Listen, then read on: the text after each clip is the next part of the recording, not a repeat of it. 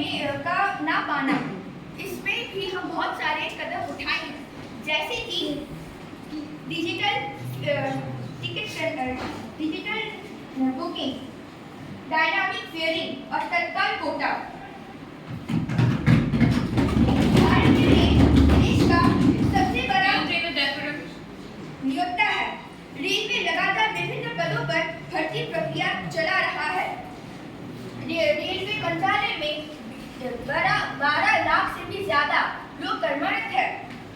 हम गैर तकनीकी और तकनीकी दोनों श्रेणियों में भर्ती की जा रही है, जैसे कि group C, group D, loco pilot, technician, staff master, guard clerk इत्यादि। आरआरबी और आरआरसी के माध्यम से पारदर्शी भर्ती प्रक्रिया चलाई जा रही है, जिसमें योग्य उम्मीदवारों को रोजगार का अवसर मिल रहे हैं। मैं सदन को यह आश्वस्त करना चाहता हूँ कि भारतीय रेलवे देश की रीढ़ है और इसकी सुरक्षा, सुविधा और सेवा की गुणवत्ता को बेहतर बनाने के लिए मंत्रालय पूरी प्रतिबद्धता के साथ कार्य कर रहा है।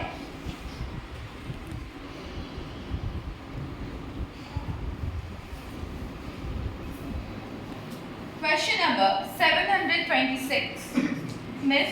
साक्षी कुमारी हेला। माननीय सूचना प्रसार मंत्री जी, मैं सरकार से यह जानना चाहती हूँ कि डिजिटल इंडिया के इस युग में जहाँ हमारी जिंदगी का बड़ा हिस्सा सोशल मीडिया और इंटरनेट पर निर्भर है, वहाँ साइबर सुरक्षा को लेकर सरकार की तैयारियाँ कितनी प्रभावशाली है। आए दिन देश में डाटा लीक, ऑनलाइन फ्रॉड और सोशल मीडिया के माध्यम से अफवाहें फैलाने जैसी घटनाएं सामने आ रही हैं। बल्कि राष्ट्रीय साइबर सुरक्षा पर भी प्रश्न चिन्ह लग रहे हैं। हाल ही में हुए कई साइबर हमलों में सरकारी वेबसाइटों और बैंकिंग सिस्टम को निशाना बनाया गया, पर सरकार की ओर से कोई ठोस जवाबदेही देखने को नहीं मिली। क्या सरकार केवल ऐप बैन करने तक ही सीमित रहेगी या फिर एक व्यापक और ठोस नीति लगाएगी?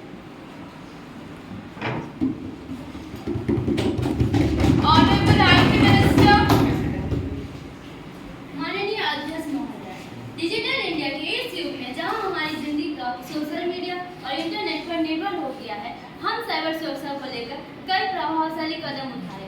राष्ट्रीय साइबर सुरक्षा नीति, India computer emergency response team और digital personal data protection act जैसे उपायों के जरिए हम डेटा की सुरक्षा सुनिश्चित कर रहे हैं। साइबर अपराधों से निपटने के लिए हेल्पलाइन नंबर 1930 और साइबर अभियान जागरूकता भी चलाए जा रहे हैं। साथ ही साथ डिजिटल लेनदेन और सरकारी ऐप्स के लिए सुरक्षा के लिए आधुनिक तकनीकों का उपयोग किया जा रहा है। हालांकि हमारी तैयारियां सशक्त होती जा रही है, लेकिन नागरिकों की सतर्कता और जिम्मेदारी भी उतनी जरूरी है ताकि एक भरोसेमंद और सुरक्षित समाज बनाया जा सके। धन्यवाद। The question now stands completed.